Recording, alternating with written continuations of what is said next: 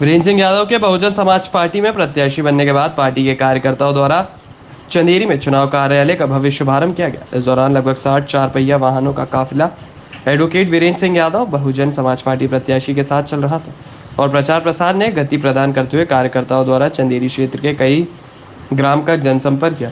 इसके बाद शाम के समय चंदेरी नगर में जनसंपर्क कर जनता का आशीर्वाद लिया।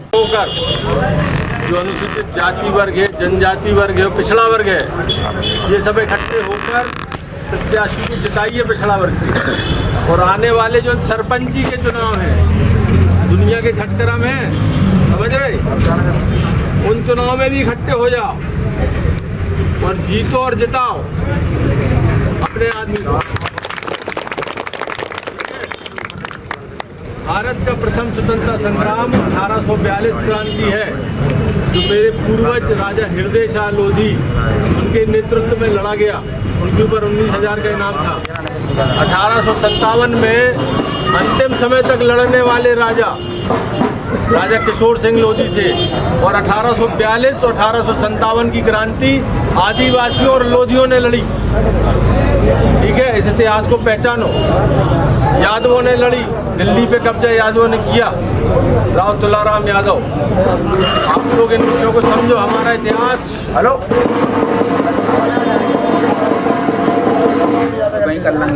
हमारा इतिहास गाड़ा जा रहा है।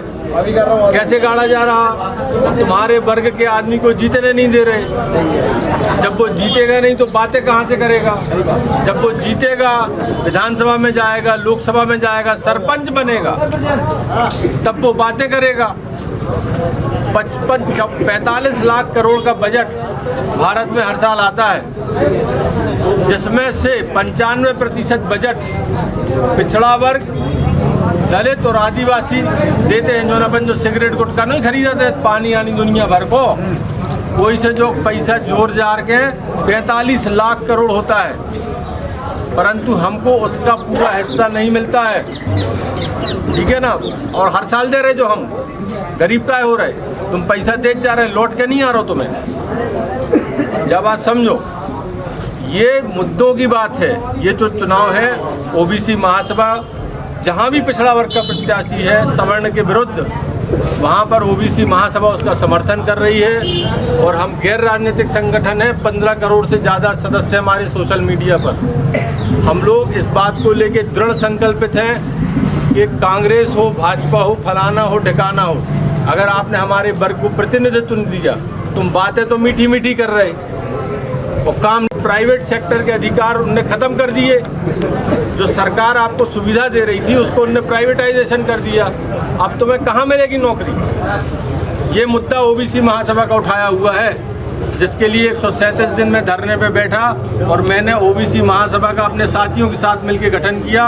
डॉक्टर ब्रिजेंद्र यादव मेरे साथ में थे, कुशवाहा समाज के लोग मेरे साथ में थे, बहुत सारी जातियों के लोग, पिछड़ा वर्ग के और दलित और आदिवासी लोग मेरे साथ में थे। और ये लड़ाइयाँ हम लोग क्यों लड़ रहे हैं? हम लड़ रहे हैं कि जो आने वाली पीढ़ियाँ हैं, एक होता है नेता और एक होता है नायक। ठीक है ना? हमें नेतागिरी नहीं करना है। बात तो 5 साल की हो, हार जाओ तुम। हमें अपनी ज़मीन पे कब्जा करने हैं। 100 में से 95 एकड़ हमारी है।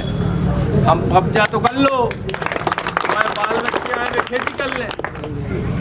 तो इस बार संवैधानिक अधिकारों की लड़ाई है। हमको विधानसभा में अपना प्रत्याशी भेजना है पिछड़ा वर्ग का। यहाँ से डॉक्टर साहब, एडवोकेट साहब खड़े हुए हैं, वीरेंद्र यादव जी, सब लोग, जो कुछ आपके पास है, तन मन धन, साइकिल है, साइकिल से जाओ, जो व्यवस्था है, मुंह मत देखो किसी का। हम लोग मार्शल जातियों के लोग हैं, हम लोग लड़के जिंदा रहे हैं, इस बात को हमेशा याद रखो। इस लड़ाई को हमको आगे बढ़ाना है, चाहे कुछ हो जाए। और ऐसे लोगों को हमको आगे फेंकना है, जो नहीं भी चाहे तो फेंकने अपनो कि तुम जाओ थे। समझ गए आप लोग बात को पूरी? इसी प्रकार का कोई प्रश्न हो आपके मन में, आप मुझसे पूछ सकते हो। मैं एडवोकेट भी हूँ। मेरे द्वारा सुप्रीम कोर्ट में सर्वप्रथम याचिका लगाई गई। पूरा लोधियों का, आदिवासियों का, यादवों का जो स्वतंत्रता संग्राम है, वो मेरे द्वारा विषय देश के सामने खड़ा किया गया। सबसे बड़ा संगठन बनाया हमने और कांग्रेस का जाके दिल्ली में विरोध किया कि आपने बोले थे हम इतने जाति के हिसाब से टिकट देंगे। 230 में से 142 टिकट पिछड़ा वर्ग को मिलना चाहिए, 142, परंतु हमें मिल कहाँ रहे, कितने मिल रहे न कछु। पिछली बार 40 दे थे, अब उन्होंने बढ़ा दे 62, एक रोटी दी थी उन्हें आधी रोटी और दे दी। तुम्हारे बाप किया है का? मैं बहुत स्पष्ट बात करता हूँ, ये हमारा अधिकार है, ये हमारी संपत्ति है, भारत हमारा देश है, इसलिए हमको खड़े होना पड़ेगा। नहीं तो हमारी आने वाली जो पीढ़ियाँ हैं, अब अपन हो रहे तो हो गए, खेल रहे हैं सबरे, ठीक है, 2, 5, 10, 20 साल की कहानी और कहाई। तो जो नाती नतरा हैं उनके लाने अच्छो कर जाओ, अबे जिंदा हो तुम और सबरे, अबे सब जिंदा हैं। तो इस बात की लड़ाई लड़ो, अधिकारों की लड़ाई लड़िए, और ये बात गांव-गांव, घर-घर फैला दीजिए। कुल एक यहाँ पर इस विधानसभा क्षेत्र में 119 पंचायतों में जाइए और इस विषय को खड़ा कीजिए। और ये जो जाति व्यवस्था में जो लड़ाइयाँ हैं, ये क्यों है? भाई हम कौन सा पूरा उठा के धर दो, नहीं धर सकत, वही हम बांट दो, तुम 5-5, 2-2 किलो में 1000 किलो धर लो, तुम इतने कोते।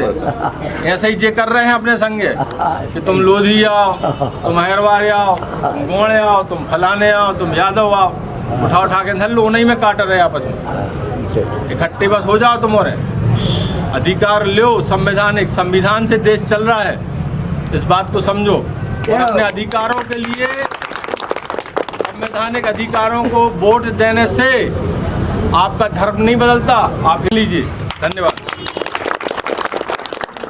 बहुत बहुत धन्यवाद सम्मानित वकील साहब। एक चीज़ और हम बताने रह गए, ये बहुजन समाज पार्टी जो बनी है, जो बहुजन समाज पार्टी के यहाँ माननीय कार्यकर्तागण है, वह भी इस ध्यान को सुने। उसका निर्माण कांशीराम जी ने किया था, और हमारे सगे नाना जी दीवान रघुनाथ सिंह लोधी प्रथम राष्ट्रीय उपाध्यक्ष थे, वो सह संस्थापक थे बहुजन समाज पार्टी के। उन्होंने बहुजन समाज पार्टी दोनों ने मिलकर बनाई। धन्यवाद।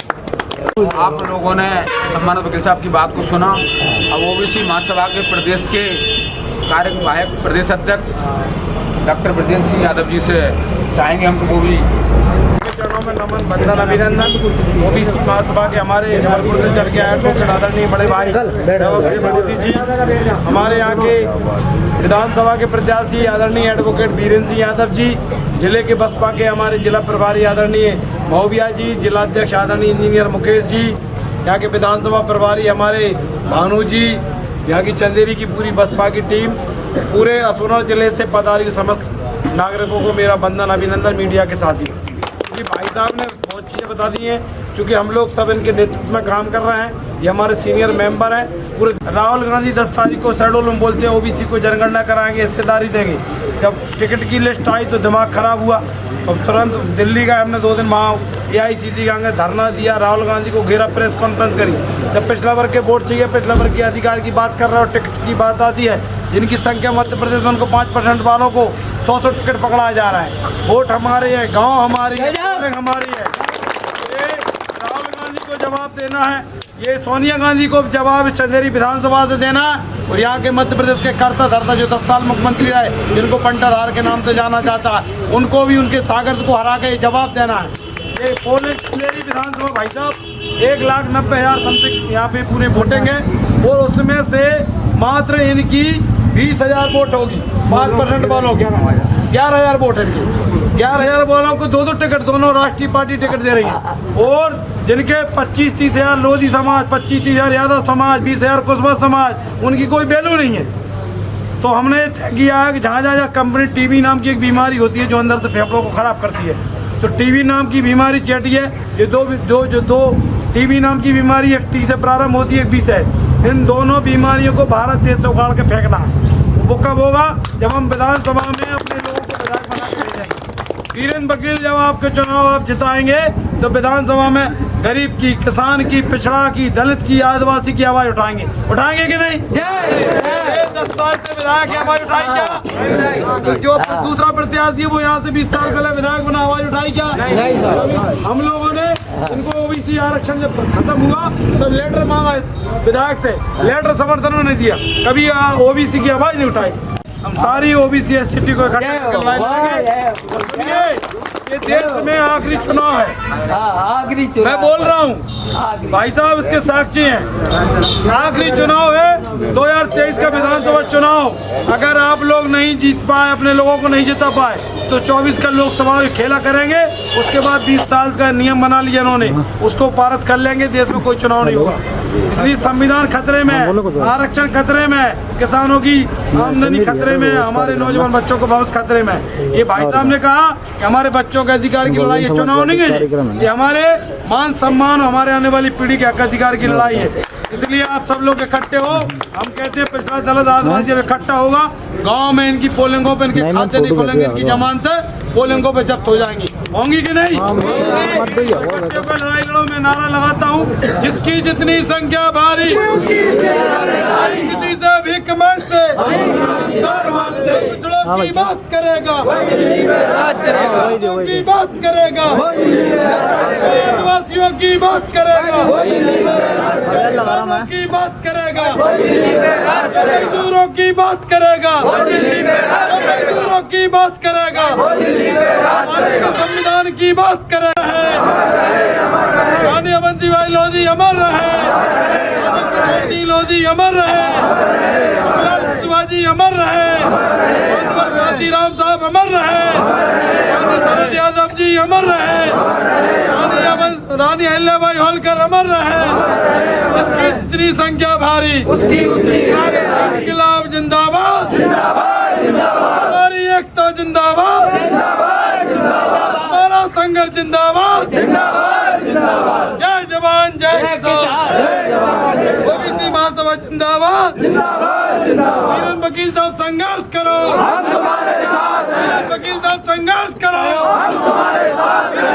संघर्ष करो, माननीय बहन कुमारी मायावती जिंदाबाद, बहन जी आप संघर्ष करो, बहुजन समाज पार्टी, बहुजन समाज पार्टी, बहन जी आप संघर्ष करो, बहन जी आप आगे बढ़ो, इसकी जितनी संख्या भारी, इसकी जितनी संख्या भारी, कांशीराम साहब अमर रहे, कांशीराम साहब अमर रहे, बाबा साहब अम्बेडकर अमर रहे, बाबा साहब करे पुकार, हम तुम्हारे साथ रहे।